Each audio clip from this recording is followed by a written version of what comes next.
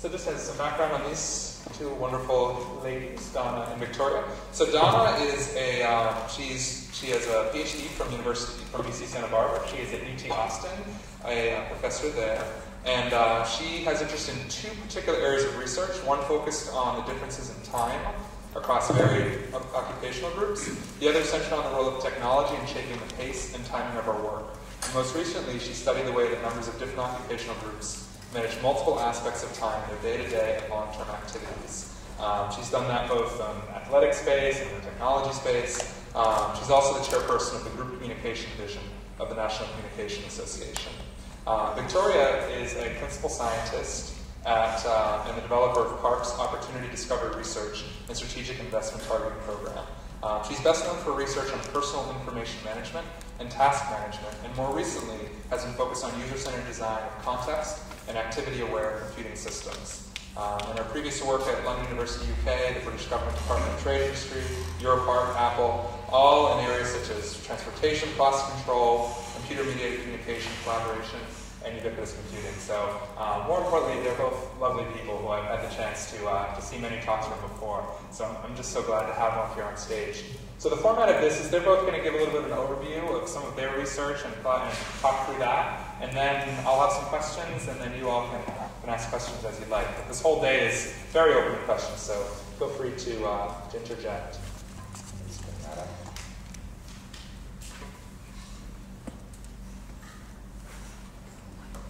Just make sure this is working. Perfect. Okay, thank you. Thank you very much for the introduction, Jared. Do you want to click or shall I? Are you sure? Okay. Hi. I'm going to be talking a little bit about the work that we've been doing at PARC, and it's not just me, actually. Lots of collaborators, like there's somebody called Oliver Predictor who I've worked with on this area quite a lot, and Ian Smith and Jim Thornton. There's so many names, so I don't want to say all this work is mine at all. But anyway, I'm going to be talking about what we've been doing. What is this? I see. Okay. What we've been doing recently in the area of information overload, and also especially around activity management. But I just want to point out there's been a trajectory and a history at PARC of actually contributing to information overload and then trying to deal with it. You know, the very earliest computers were sort of prototyped around here, and a lot of work going on at PARC and SRI back in the 70s, mostly focused on the office. And then through the 80s and 90s, you know, more and more trying to sort of deal with lots and lots of information. That Stu Card there with his giant sort of panel of displays. Also looking at office work. And now, which in parallel with Xerox move away from just being a document company to more, it's actually more an outsourcing company these days. So we're looking in all sorts of different areas of overload. And so, you know, the topics of my talk don't just include office work. So,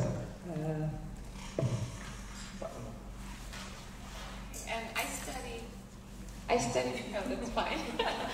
I study what's called chronemics research, and that's really the intersection of work, time, and overload.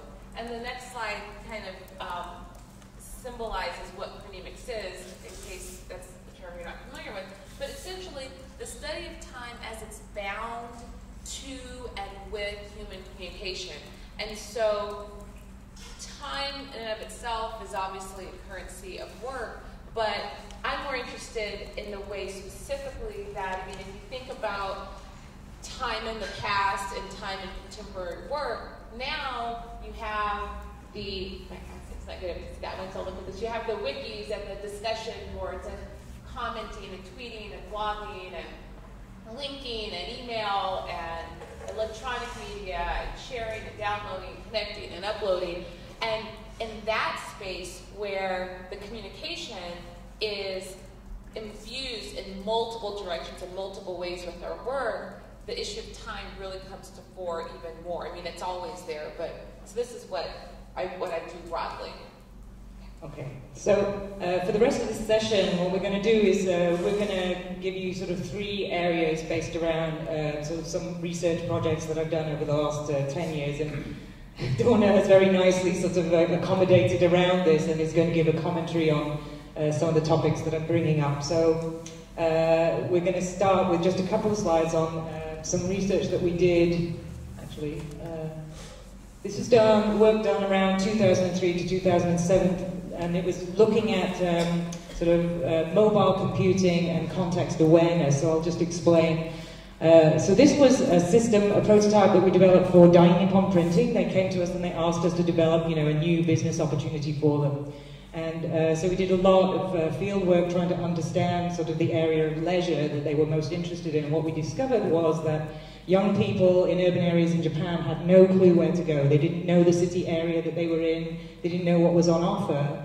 And so we developed a system that would basically be a city guide that would suggest things to them. And the way that it would do that is it had a giant database of all of these venues, and then it would look at their behavior in the moment and over time. And what it would be trying to do is model what was going on and try to bet whether the user was doing one of 5 activities, which were eat, buy, see, do, or read. And it was sort of guessing at any given time what's the most likely thing that this person's going to be doing, and then recommending venues where they could enjoy that. So that's the idea here. And the theme that I wanted to draw out of this was just about sort of spotting activities and also getting users to help you to spot activities. And so, we've only got 5 things that we're trying to look at here, so it's a little bit sort of simplistic. But when we would get it wrong, the machines always get it wrong. We wanted to sort of use that as a learning opportunity, right? So actually, Vegeti was right about 70% of the time, so it wasn't too bad. And it used a lot of complex machinery to get that good. But then the user could actually say, if they were getting recommendations that weren't fitting what they were doing, they could actually interact with the device. There was a way for the user interface to allow them to say, no, actually, I'm doing this. And that was used as a learning opportunity. So just to summarize here, what we're doing really is using modeling, trying to understand what activity somebody is engaged in to target information towards them. Now, this is really important here because the people that we studied said information overload in Tokyo, just going around looking, if you've ever been to Tokyo, you'll know what I'm talking about. Big signs everywhere, like lots of information. It's really, really difficult to tease out what's of interest to you. So they did not want to have more information overload coming from a device. And so this was a good way to filter information out. And we got the users to help us to get better. And so Victoria's work, Vegeti, which is centered on flexible or leisure time, actually helps exemplify an issue with regard to work and time. So I'd say maybe 10 years ago, but still you're finding this. People have this vision of flexibility as being this gift at work.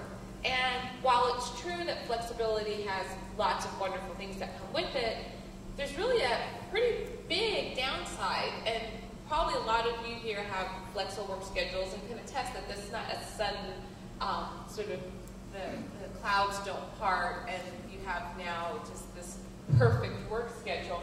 But in fact, more flexibility actually increases information overload. And so in the leisure setting, you have a lot of choices. And so we've all probably had that difficult choice of choosing a paint color from among millions of paint colors. And we can you can get a sense of how that works, where you have this sort of realm of opportunity, and how do you narrow? Well, what happens with time-space flexibility with one's work, particularly when you add mobility? So you have the ability to do things when you want and where you want, and then you're a mobile individual. It actually, in empirical work that I've done, people who had the most flexible schedules reported the most information overload. And they were also, as I'll talk about in the next slide, most behind with their work. So there's clearly, it's not a panacea. And so I guess that's, for this one, I think that's where we're all. So now the conversation starts. So, we can just keep rabbiting, or you can raise your hand and ask us questions or make comments. The slides is overload, but it's information overload as well? Well, I study particularly communication overload, which is sort of a brand type of information overload that's really centered around messages. And so I say it broadly. Yeah, so it would be information, communication. How much of that flexibility was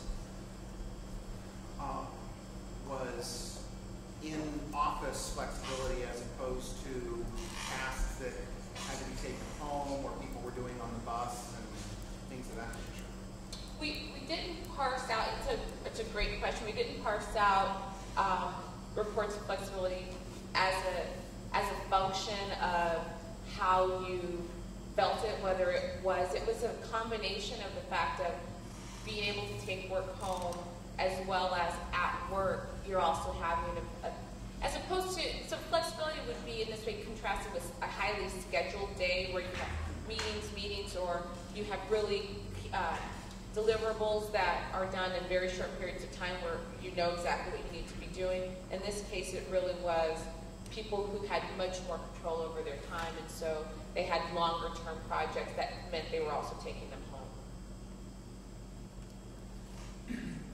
This work sounds very similar to Sheena Yangar with her work on decision making, that multiple excess choices makes it difficult to choose, but it sounds like you've added another dimension or element to the decision. So it's not just physical options or technological options in front of you, there's time now and space or location.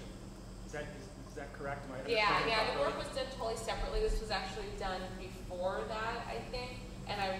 But the work, the paradox of choice, makes it much more clear to a lot of people. Whereas from a time perspective, I was just always looking at it in terms of the task. But yeah, when I was looking for slide for visuals, I realized, oh yeah, that's a great connection that people will immediately, hopefully, resonate with.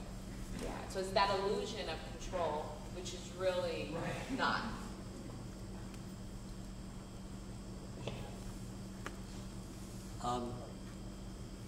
Yes, the flexibility increased overload. Perceptions of, and so I like to say this is what people report, but there's not a objective. I won't say objectively it does. Did it increase or decrease productivity of the individual? Okay, so productivity is a great question, which is difficult to conceptualize depending on sort of what you're wanting. So particularly when I do work, the kind of work that I do, depending on how I do it, I don't like to measure that because I don't like my work to be used to then basically, optimize, basically fire people. So I don't like to report that these people are less productive, and so I don't measure that. But last year here, we had a great conversation about what is productivity, short-term or long-term. I would say long-term productivity would definitely be lower. And it's something that management probably would want to measure in a more short-term fashion. Thank you. Actually, a question for Victoria. In terms of capturing the activity behaviors, I assume that they were all equally weighted, but was there any way to tease out any preference weighting so that you could find that they were more interested in one kind of activity, or did that just kind of evolve over time when you couldn't see what they were engaged in? Well, for anybody, the probability of being engaged in one activity or another is going to change, over time, right? I mean, lunchtime, I'm likely to be more interested in food, and then in the afternoon, maybe I'm going to be more interested in shopping or going to a movie. And so there's this fluctuation going on. But yes, it would learn over time, what sorts of things people were more likely to do in terms of what kind of food, when food, how much food. It would be learning all of those things. And it starts out with population prior data. We used this sort of research that's gone before, where they've looked at the probability of different activities at different times of day. And then, sort of over time, it's more and more becoming individual, and it's using lots of cues, things like where the person is, what time of day it is. If somebody emailed them and it saw somebody mentioning a restaurant, then it would say, suggestions. So that was the kind of, multimodal information it was using to try to drive those predictions in the moment. But yes, it would learn as much as it could over time. Yeah. Other questions? Yeah, Victoria, a question for you. When you guys were doing this research, did y'all study whether or not the people were by themselves or in groups, and how that affected their use of the system? Yes, actually we did. Did everybody hear that question? That was a really good question, yeah. Whether or not we looked at people using the system with other people. So, you know, this is a one-on-one, it's a mobile application, you know, how does that affect the leisure outing when there's multiple people? So Ellen Isaacs at Park actually did do a study out on the streets of Palo Alto. She went with individuals and she went with groups. And what she found was that, you know, there were definitely design concessions that would need to be made to make this more of a social kind of tool. For example, you know, to have both people browsing together, and it changed the nature of the trip. You know, one person was going along because it was new, shiny, and at the time, amazingly smart device. You know, it's making all of these recommendations, and they were trying to understand it. And you know, so the other person's like, what, you know, and there's not much interaction going on. So, you know, something like that would definitely be an issue that I would say, you know, further design needed. And, you know, there are lots of apps out there today that are like that, I think, that I've not really seen very much concession to making them more of an interactive social experience. Great question.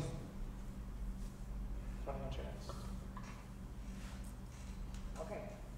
Next, back to the office. So this is some work that was done actually around the same time as the work on Majiti. And it was funded by DARPA, and it was part of the CALO program, which, if you don't know, was what originally spawned Siri. So the smart assistant from Apple that talks to you or listens to what you say. So this is part of the same project, and it was all about really trying to develop smart assistants. And what we were trying to do was to develop a user interface that would actually make it easier for machines to understand what people are doing. So that was the sole purpose of this research. Now, you know, human activity is messy and unstructured, and it's very difficult to figure out what activities people are engaged in. And so what we were trying to do is encourage people to talk to the machine and tell it what they were doing, but not by answering questions. There had been research where people had actually had to say, here's what I'm doing, and they tend to kind of get bored of that and stop doing it after a while, so then the machine drifts and loses track of what's really going on. So what we did was we developed a system called TV Actor. It doesn't work if you're American, but in English that sounds like TV Actor. So there was a task list on the side where it was very simple, drag and drop. You dragged items into it, or you could type into it to make a to-do. And then, you know, as you realize, oh, this is getting complicated, you could promote them into an activity. And we did a study where we looked at 3 kinds of activity. There was a generic one, a meeting activity, and a hiring activity. And I think what you're looking at here is a meeting activity. And so when you promoted something into an activity, it would pop up in your folder structure in Outlook, and it would create this ready-made template that would contain these things called components. And components were these like smart widgets that you could drag and drop things into. And as you can see, they're ready labeled. And as the user drags content into these, depending on where they drag the content, the system will do something different. So if you drag a message into the contacts or the correspondence, then it will just, you know, in the contacts it just extracts the email address like this, and then the name. But if you drag something into, say, here's an agenda. So if you drag something into an agenda, much more interesting stuff would happen. So it would extract out the names and addresses of people, it would add them to the agenda and the attendees, and they would show up at the bottom here. If you dragged in something into presentations or into the agenda, it would show up in the presentations area. And then this stuff could be dragged into the agenda itself and moved around, and it was much easier to make an agenda this way. And then there are some cute little features like at the top where you could print it or mail it to other people. Now, it's just a cute trick. All we're trying to do here, basically, is get people to tell us what they're doing. And the way in which we do that is we get them to create something called an activity. They label it, but we know it's a meeting. And a meeting has structure and things that are expected to happen, like an agenda, inviting people as attendees. And so it's predictable in a certain way. Now, you know, going on the theme of flexibility, we didn't want to have, like, a lot of people took the approach of making people do things like in a workflow kind of way. What we wanted to have people do is do it any way they liked, just as long as they use these handy-dandy structures. And our experiment in all of this was to see if we could get people to actually use these, because it's a big question. Will people go, no, I don't want to, I want to use my own folders? When we actually got people to use this, they did. They actually religiously created meetings, and they put people in the right place, and so they were using this structure. And so, we were successful getting people essentially to tag their activity for the machine, and this was all to help make it easier for machines to reason about what people are doing. So, over to you. Okay.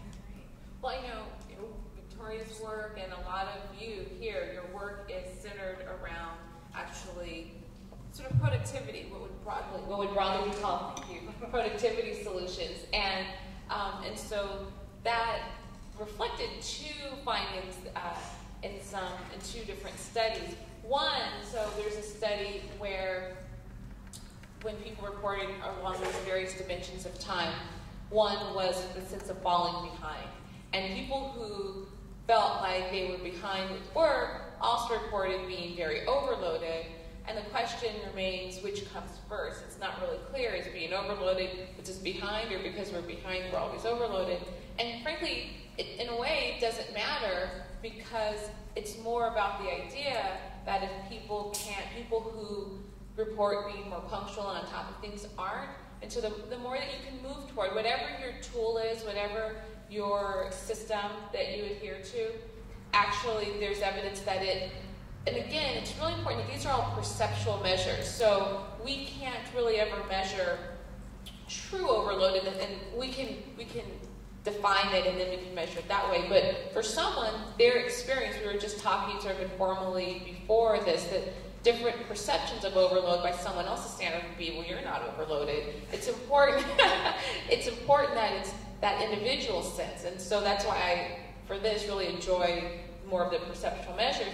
And so we find that actually it can make a difference. And then even more in a study that, so one was the traditional workplace. I also did a study in the very early days of Twitter and looked at, and this was when I was just trying to figure out why are people using this, people who are busy, I can't understand. And so, but I found that the bloggers who were on Twitter were really early adopters, really obviously in a very sort of fluid relationship to information and to time, and I compared them to people who were also who were on Twitter, but who had other day jobs, who weren't bloggers, and you found that, and kind of I hypothesized that people, it's just going to make everyone behind on their work. How can you keep up with it? Actually, that wasn't the case for bloggers at all. That they had really, really low reports of time urgency. They were very punctual. They felt a sense of being very punctual and on time, and keeping up with things, and a lack of overload.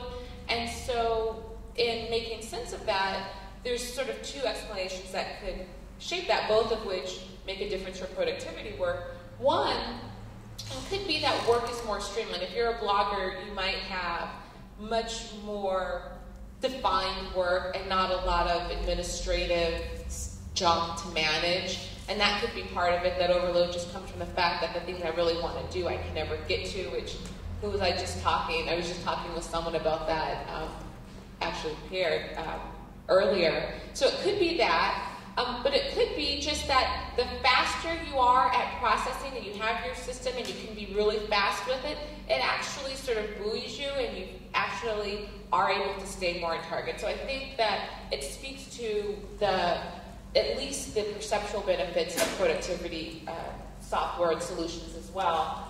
And so, that was so we were always linking of what work she's done that links with mine, and this was, I thought, a relevant relationship.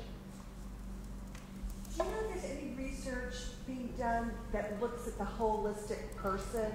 So if you bring in the component of work, time, and the fact you need to get, and then you also need to be healthy. You need enough sleep, you need enough exercise, you need enough food.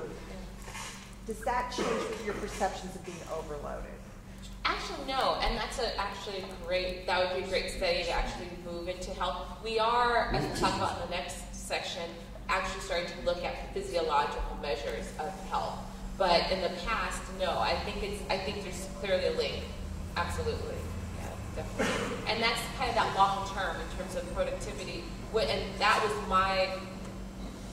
a definition I would have of productivity would be health, because it would be long term. If I get sick, then I'm actually not, I might have been productive up to this point, and now I'm just out of the game for a year. So long term, what is productivity? I think it's a great question. Sorry, Jared's the... As I'm listening to you, there's another layer here. Did you look at the types of people who report feeling overloaded? So, you know, they say when you want something done, give it to a busy person. Because by personality type, whatever model you use, some people get overloaded much more quickly because they're very linear and methodical and just freak out. And your Donald Trump types of people thrive on a lot of stuff. So it'd just be interesting to see a breakdown by personality type. I didn't do like a specific personality type other than type A, and there wasn't actually, for being type A and type B, there wasn't actually a distinction based on my measure. And even demographics, there seemed to be no other predictors other than the kind of work that we do. So.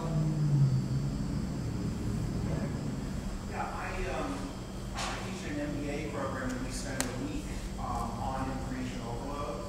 And the thing I'm not hearing that our students talk about is that there's two modalities of cognition. One modality is kind of like those bloggers who kind of keep the ambient multitasking going, and when the work is appropriate for that modality of thinking, they won't be overloaded by that. But if they're in a different modality of thinking, they will be overloaded by those types of things. Have you identified these modalities more specifically? Or? No, but that's a great issue to consider. We were talking earlier about students being overloaded and the issue of it being not about information overload, but just overload in terms of diversity of activities that you're engaged in can actually, and when they're new, they're very overloaded. And really, people in any new activity or profession tend to be overloaded. That's just part of novelty. It's exhausting to people. So I think that's a great other direction to take. And this was really kind of on the verge of when this new modality really was becoming sort of a part of our lives, a part of our work lives.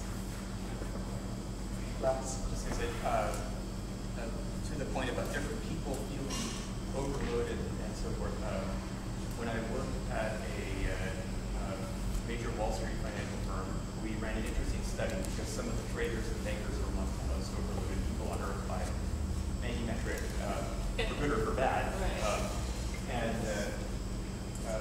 We became very interested in this idea of developing an overloaded index, and that would be a central state maintained somewhere, and that would surface in various ways, and orb above the trader's desk and let people know that, hey, I'm overloaded, don't bother me right now.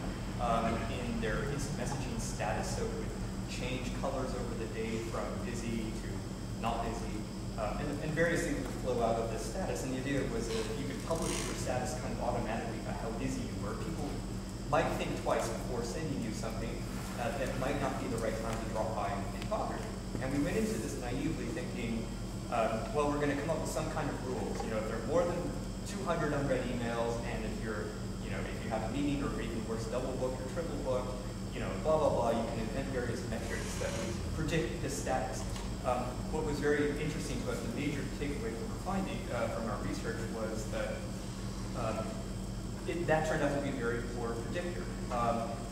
What happened is that when we tried to use these group-based metrics, one person was perfectly happy with 500 emails unread because this person processed emails twice a day.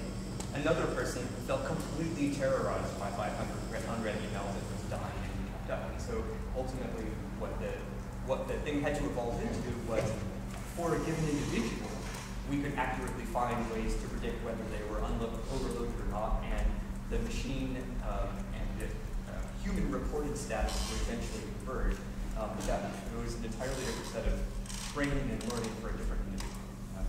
Very different personalities. Yeah, I just want to say, I mean, this is the challenge with trying to predict things about people automatically, is that it's not an easy game, and your initial instincts can actually turn out to be very, very clumsy and off. So, for those of you, did everybody hear Mac's comment about the analysis? that they had done at a large financial firm about how they'd set up sort of an orb that would change colors depending on the volume of messages the traders received. But it wasn't necessarily reliable because different people had different definitions of being overloaded. So, red for me might be 1,000 messages, and red for Max might be 50 messages. Just along those same lines, I should point out there's a product now called Courteously, which analyzes your email overload and puts it in your signature and lets you know kind of what your load is. So when you're emailing people or they're emailing you, they can just see kind of what the volume is in your inbox. Is it accurate? Well, I mean, it is accurate in terms of volume and things. It's actually looking at your messages. As for whether it's psychologically accurate, I guess is in the eye of the sender or receiver. Sorry, we're going to move on to the next one. Yeah. Oh, that's very strange. Okay, this obviously is a good indication as to why you should prototype your slides and actually run them in presentation mode. So what I'm going to talk about, the final area, is again, it's on this idea of trying to understand what it is that people are doing, which I've been, fairly obsessed with for over the last few years, working with machine learning folks and things like that, because we want to offer help that's targeted and timely. This last piece was done with Oliver Predictor, and it was about trying to spot activities in the wild. So that's where we have where the wild things are up there. So unstructured activities, not things that we decide what this is, or it's like something you have to. The user is forced to put something into a box for our benefit. It's actually, just as they're sitting there at their desk typing away, we want to spot what they're doing. Now, this kind of research has been done a fair amount with people moving around in the context of a computing community, but actually just sitting at the desk, it's really difficult, and not that many people have really attempted it. There's John Herlocker's team at Oregon State. They did some research with something called Task Tracer, and we were competing against them, really. So our approach was actually to use crowdsourcing. So we asked experts and non-experts, who didn't know anything about the people we were going to be studying, to describe the terms that you would find come up while somebody was working in a given activity. And the two we looked at were patenting and authoring. So people would give us things like paper, journal, or invention, things like that, and so they would give us lists of words that were associated with activities. So I think these are the top and bottom left-hand corner there. You see the invention entity and the conference paper entity lists are the most frequent words that people gave us. That's all we were using. It was dumb as a rock. And now all we're trying to do is to use that to spot what's going on when somebody's working at their desktop. And so we had, Oliver wrote this nice system that would log everything in lots and lots of detail, and then we would just look for the occurrence of those terms in the log, and then we had a clever little thing that we did with Lorianne Vega, who was our intern for the summer.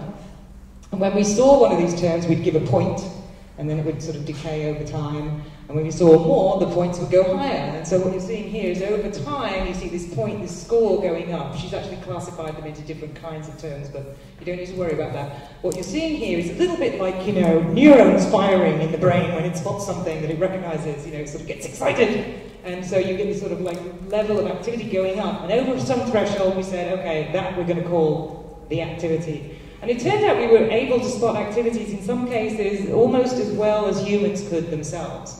So we asked people to look at, they kept a diary, we'd ping them every so often and say, what are you doing, what are you doing? And then also at the end of the study, we would present them with their logs and say, so what were you doing there?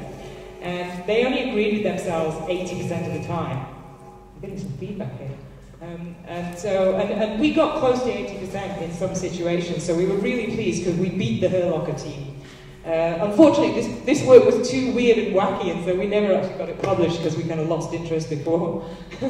And Lorianne sort of moved on to a job. So, but this, I think, was really interesting research because it does show that, a very brain-damaged approach, you can actually spot what's going on. And, it didn't take long to get these keywords either. It wasn't a lot of work, so.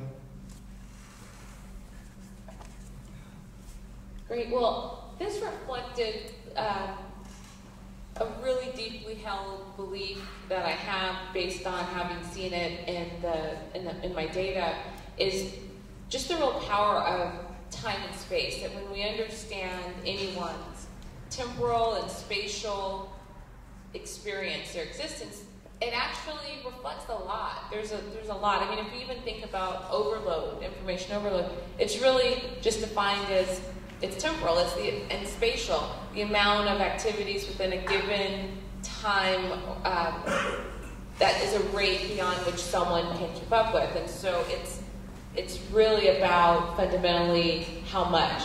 And so, an anthropologist, Edward Hall, said time talks, and I like to say that space speaks as well.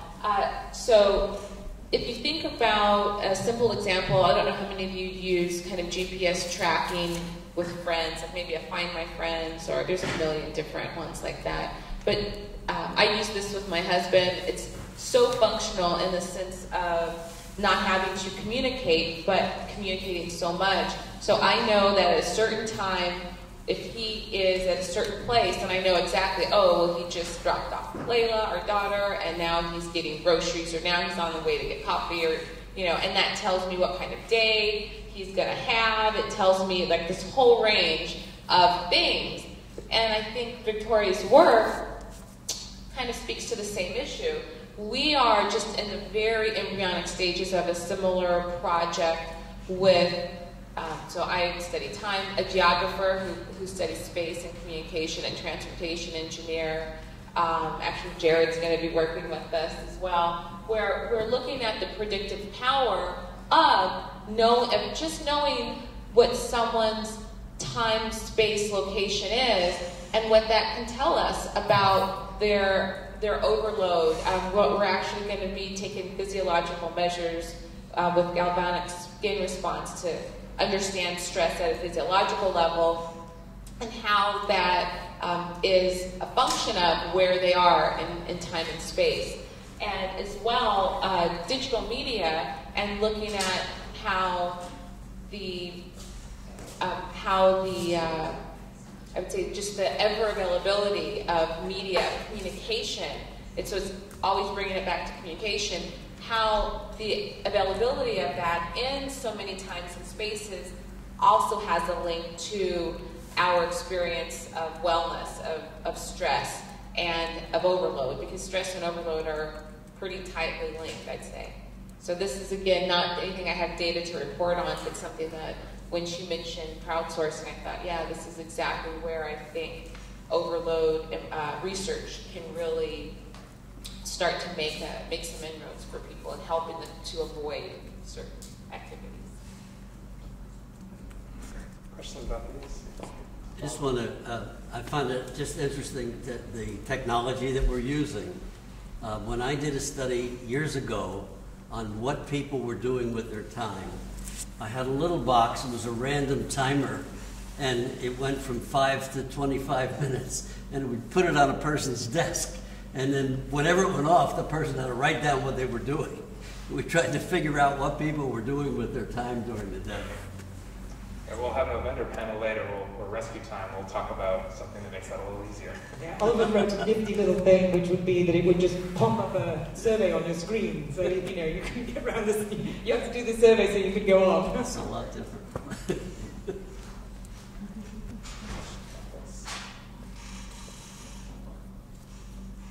Any other general questions on this?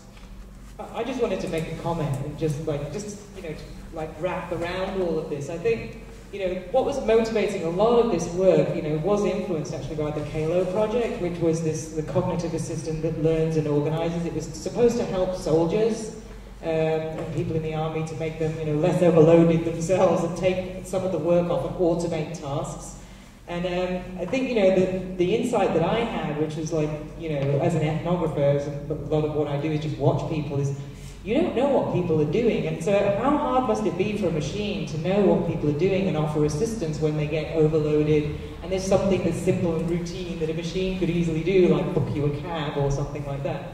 So, that was driving a lot of the thinking, is how can you understand? How can you get better? How can you get people to help you, to understand what they're doing? And I think that we still today don't really see a lot of this. I mean, if there are people out there who are in this area who are doing research and trying to develop technology and tools, I'd be really interested in talking with you about, how that frontier can be moved forward, because I think overload is just going to continue to be a perennial problem for people. And, you know, the amount of stuff that we're trying to get done, it just goes on and on and on. But so much of it is just these really simple, routine, tedious little tasks that machines could really help with, right? You know, just booking an airline ticket, or, you know, like getting a restaurant reservation, or, you know, arranging a meeting and finding out when everybody's free and things like that. All of these things could be automated, you know, and we're not that far away from being able to do these things. We have a question. I'm always curious to ask if you found any gender differences, or found yourself thinking about gender-related strategies. I always look for gender differences. In fact, since the background of my relationship to time and communication was in anthropology, I always look at culture and gender, and it's just been fascinating how it's the work that we do that predicts this. We did one study, which I didn't mention here, where we were comparing personal trainers, people who were at this, like Sports Club LA is actually where the site was, with and service work, and we compared them to bankers in Thailand, and the focus of their work in terms of time. So people who had, like the human resource people, had much longer time frames based upon their work. Trainers compared to receptionists who were just kind of swiping cards, and tellers who were doing quicker.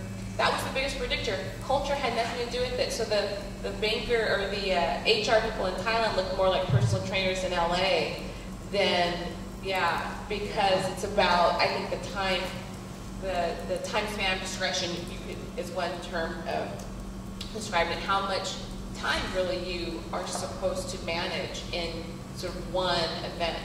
And that, actually, yes, second that, it was definitely in our research when we were studying people getting overloaded, it was the roles that people were playing. So, you know, individual contributors tended to be much less overloaded, they'd be self-paced, and they didn't have people demanding things from them constantly. But people who were managers and coordinators, you know, who have these external time-critical things coming in at them, they're the ones. Also, what we found was people who were engaged in a lot of what we call complex interdependent tasks, which is where you kind of have somebody else need to do something, you can't just do it.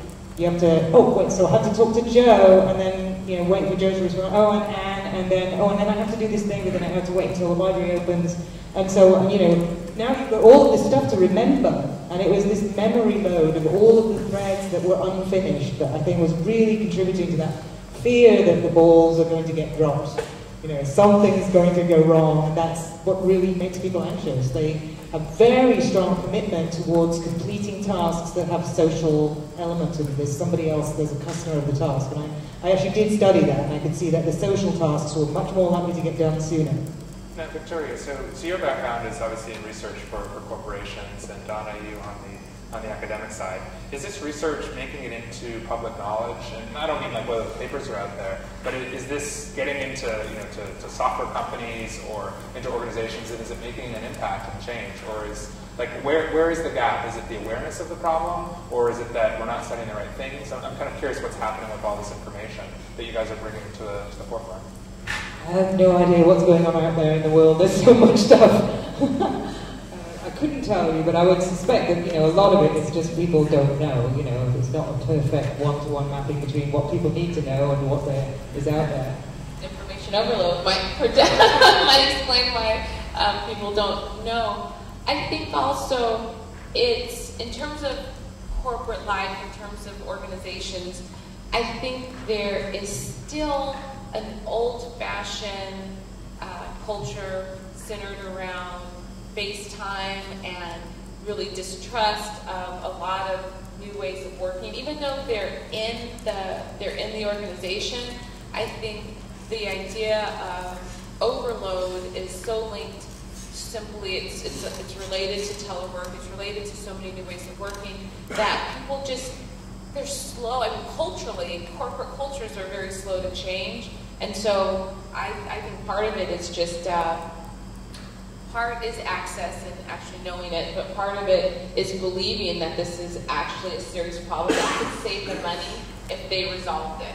You know. And everybody in this room probably believes that this could save, you know, time and money and all this. One more question, then I'll jump to you. Of this, you know, you've seen you're saying, oh, there should be tools that help with scheduling and all that. To actually make an impact in these organizations, have you done any research or any information around whether it's the technology that can make the biggest change, whether it's the awareness through training that can make the change, whether it's corporate culture? Like, where are you finding that there can be the biggest differences? Like, so for example, if you look at two bankers, and one of them has education in this, and one of them has a tool, or one, like, have you seen within an industry, because you're saying it's industries that tend to be the area where people have these parallels. What has been effective in terms of making change with the problems from this that you're discovering? Well, I'm maybe biased, but I would say that it's the technology that's made the biggest changes. I mean, going back to that early slide, computers weren't even networked to begin with. And now, computers are networked, and people are networked, and there's a million different ways in which you're networked, and then there's, services that are it's automating the sending of information that supposedly is targeted and especially for you. That's essentially what's changing the most. I don't think people are changing all that much, and you hear of drives in companies. We're not going to have people doing email between these hours, or you only write one item in one email. They try to change the practices around these things, but you really don't hear that sort of thing catching on. I mean, people just sort of default to whatever comes naturally. But the technology is advancing all the time. Yeah, I think that actually speaks to part of the question in terms of where some of the slippage still lies is in both at the institutional level, the cultural level of the organization, but people's practices. So technology can make a difference, but only if you use it appropriately. And if we, like for example, had someone else to schedule our plane tickets and had someone else to do all these things for us, and then we just build that time up with more activity, then all we would be doing is continuing to create actually more of the same. And so, I've done that myself. It's never going away. It's never going away. Yeah, we're always going to be overloaded. Yeah, but unless the practices change based upon a new understanding and awareness, I think awareness can actually lead to real change in people's behaviors. So it's a combination with the technology that adds to it. So I really think it's kind of a tripart relationship where you have to have individuals have so much power within an institutional structure, and the technology can also aid them. And so I think as the three come together, I think it's probably necessary to have all three. So we have time for one last question. Do you have any answer? I do want to encourage you to look at the so when does it feel good for people? There's a certain feeling good that it's working, that you're not overloaded, that is related to, I'm feeling connected. I feel like the stuff is going on. I feel like I'm connected, okay? Which is, allows certain kinds of interruptions, allows certain kinds of tasks. They're very easy to do in that kind of cognitive state. There's another cognitive state, which is, Shishk-Mihally's flow. And that's the sort of the opposite. It's a different state, and it's where it's not precisely concentration, but it's a kind of focus and a balance between what you're doing. And that's the one that the interruptions cause problems. It feels to me the root of a lot of this is that, one, people have an inclination to be in one of those modes or the other more than the other. That's a personal inclination. And technology keeps on throwing us into the other, trying to throw us into that other mode when we're in the, it feels like, I don't know, does that make sense? There's this, I would love the software, the technology, to kind of go, I'm seeing concentration, I'm seeing, flow type of heartbeat, things of that nature, and go, I'm going to hold off, posting any socially connected messages or things of that nature until that person stops looking at the screen or heartbeat changes or whatever it is.